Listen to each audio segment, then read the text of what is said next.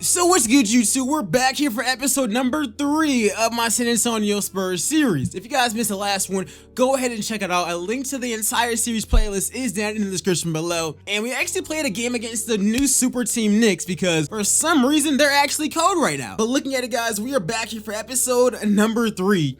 And I'm going to be scouting. We're going to be scouting because, like I said, man, season number 1 is going to be fast of this series.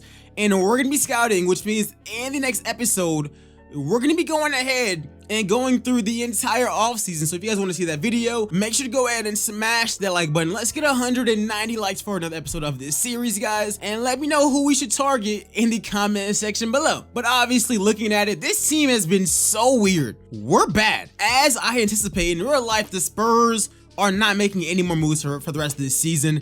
And they would never intentionally tank, but this team just so happens to be bad. That's really rough right now. We're looking at getting the 5th overall pick. We're just one of the worst teams in the entire NBA. The worst record in the Western Conference, only in front of OKC, to be honest. That even goes in with our stats. I mean, DeMar's still putting up 21. He currently won't resign. LaMarcus is putting up his empty numbers.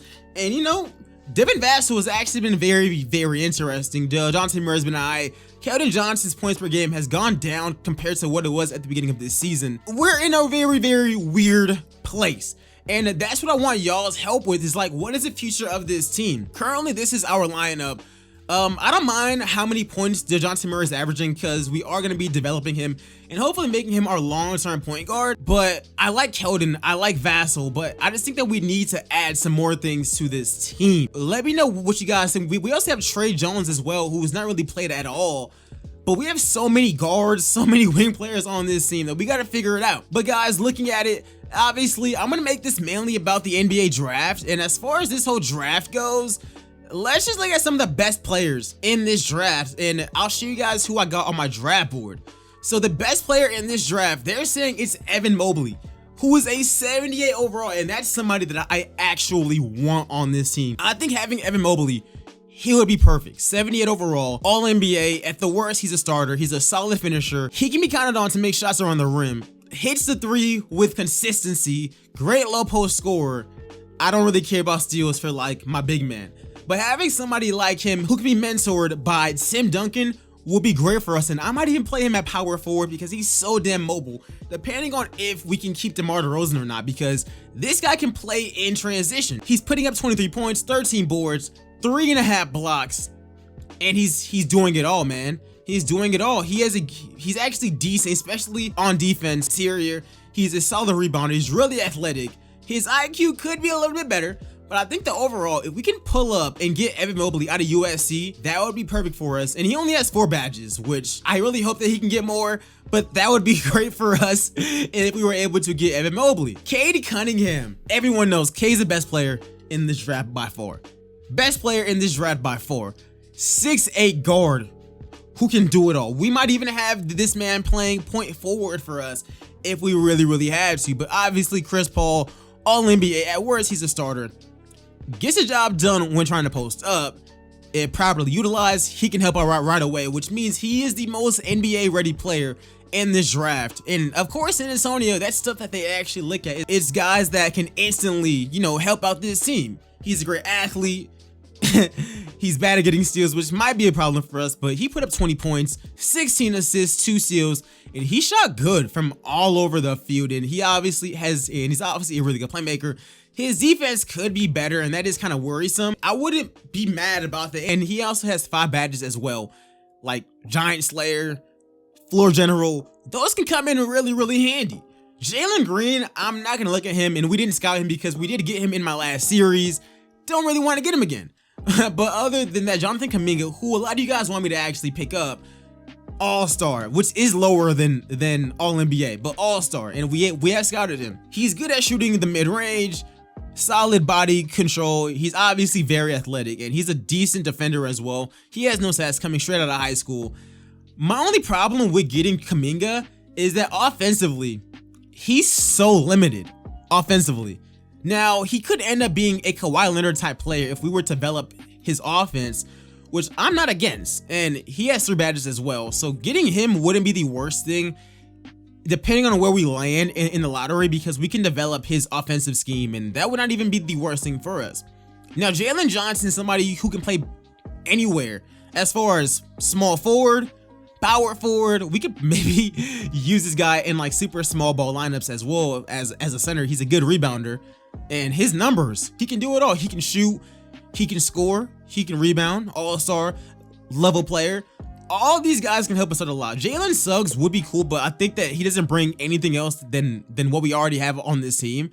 But there are so many great guys on this team, and let me just show you guys who I personally have on my draft board, because there are so many great guys that can actually fall to us. And looking at my draft board, I think number one is Evan Mobley, because he can help us out a lot, but it's really him and Cade tied at number one. Third is gonna be Jonathan Kuminga. I like Scotty Barnes. I think that Scotty Barnes, he's a very unique talent, but I still got Jalen Johnson ahead of him. And then after those guys, I don't think that any of these guys really help us out on anything that we need. Greg Brown would be very, very interesting. Terrence Clark doesn't help us. Josh Christopher, that doesn't really do anything for us. Isaiah Todd is also very interesting to me. We didn't get to sky him a lot, but I know that he's somebody with great upside, and if we can get him in the second round, I would be very, very happy with that. And these are the main guys that we're actually targeting in the NBA draft. But that's just not what we're looking at. We're also looking at free agency as well. There are some really decent up-and-coming free agents. Obviously, Kawhi Leonard is not coming back here, but I do want to bring back DeMar DeRozan. Now, he don't want to re-sign right now, but whether it's to sign and trade him to another team so that we can at least get something back, I'm not opposed to making that transition or just bringing him back in general. I'm not bringing in Drummond. It's nothing against him. I just think that I just don't think that the Spurs would bring in Drummond. I don't really think that they would utilize him the same way. Drew's clearly going to be going back to like Milwaukee, which is why they brought him back there in the first place. Julius Randle is very interesting because he's having one of the best seasons of his career. 23 points, 10 boards. I would anticipate that his team is decent. Like, his team is decent, but this guy can shoot the three ball a little bit. His defense is kind of mid, but that would be interesting. What do you guys think about Julius Randle coming to the team? I'm not opposed to it. Of course, it's not my first choice, but I'm definitely not opposed to making that actually happen. Another guy that we would be kind of keen on, John Collins. Depending on what the Hawks do. The Hawks have shown that they're not willing to overpay this man. John Collins could be somebody that we also take a look at as well. Jared Allen, somebody actually told us to go after Mo Bamba and Jared Allen. I think if the Spurs were to choose one, they would probably choose Jared Allen because he's more proven. Like, we barely seen Mo Bamba at all, but Allen, this man has shown a lot defensively. He's shown a lot rebounding wise. Getting him on this team as our future center would be very scary, and he's really athletic as well. So I wouldn't be opposed to us actually doing that. I've seen a lot of comments, mainly from the same guys, saying to get Mike Conley. I don't think that we need him. We already have a bajillion other guards on this team. I don't think that at 33 years old, the Spurs are really clamoring over getting Mike Conley still. Maybe a few years ago, but not really right now. And I mean, some of the other guys that we can possibly take a look at, like Rudy Gay and Mills, I can use any sign and trade as well, or just let them walk because I don't want to pay them $13 million a season anymore.